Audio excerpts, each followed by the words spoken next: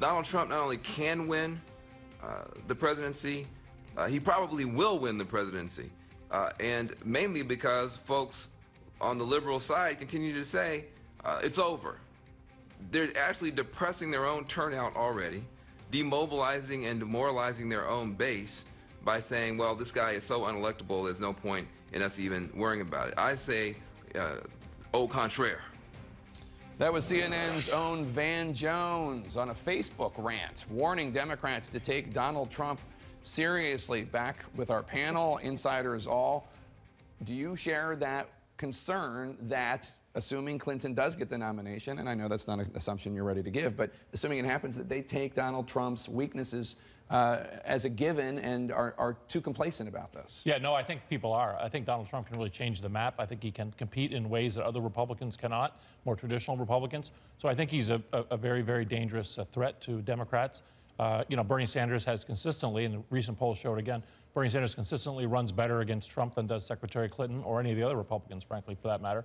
One of the reasons why I think superdelegates at the convention are going to take another look at Bernie Sanders. So, Karen, let me ask you, one of the biggest arguments from the Sanders campaign is that Sanders, more attractive to independent voters. Well, and that's factually correct. He's not to Democrats, but he is to independents. That I would make, though. That is now under the current circumstance. I think a lot of these polls don't really have much meaning until it's very real. When it's real, Donald Trump versus Hillary Clinton, I think that is very different than when it's a theoretical conversation. And I think that there is no question. I think the most important thing to say here is we absolutely take Donald Trump very seriously. I mean, he would be very dangerous and divisive for this country, not just in the context of our foreign policy, which Secretary Clinton talked about. I mean, this new strategy of, I'm just not going to tell you. I don't think anybody thinks that's a good idea.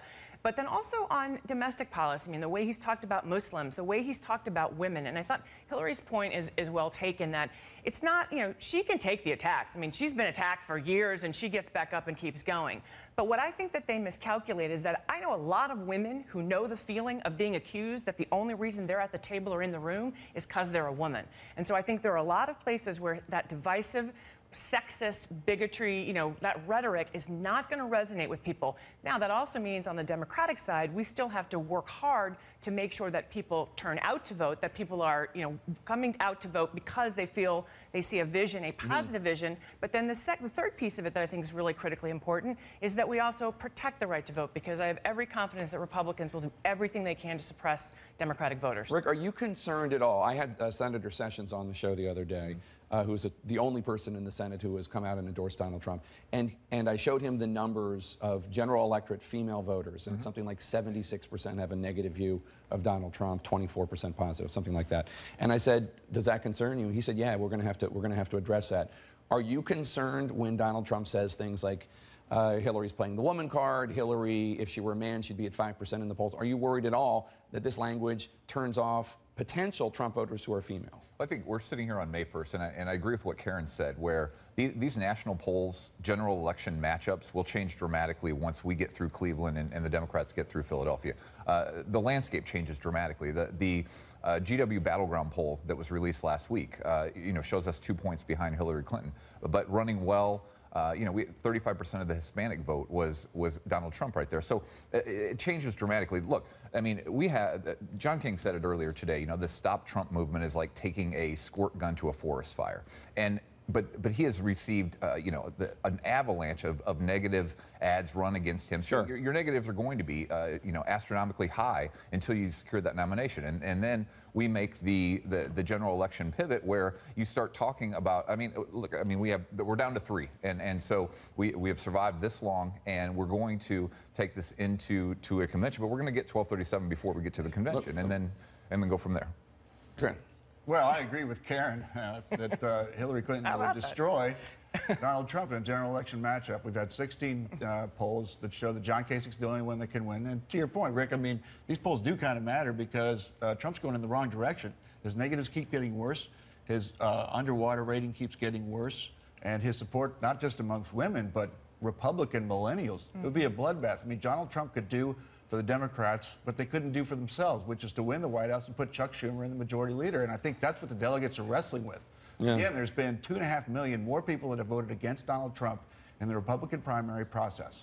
And the delegates, the fact that we're having an argument, the fact that we're talking about delegates going to these state conventions and saying, I'm a little worried here, is a direct reflection of the apprehension that they have about a Trump candidacy. Alice, I want to bring you in. One of the things that's so unpredictable about a potential Trump versus Clinton matchup, and again, I know you don't recognize or accept that that's what it's going to be, but if it is that it's uncharted territory. We've never had a candidate like Trump. We've never had a woman candidate.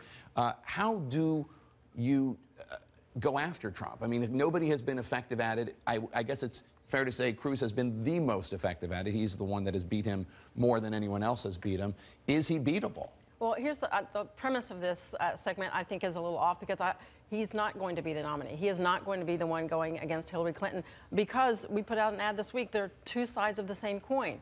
The more we learn about Donald Trump and the more he puts his policies out there, the more he is like Hillary Clinton. There's not a contrast between the two. He will not be able to prosecute his case against her. They share the same views on foreign policy issues, domestic issues, social issues. They're two sides of the same coin.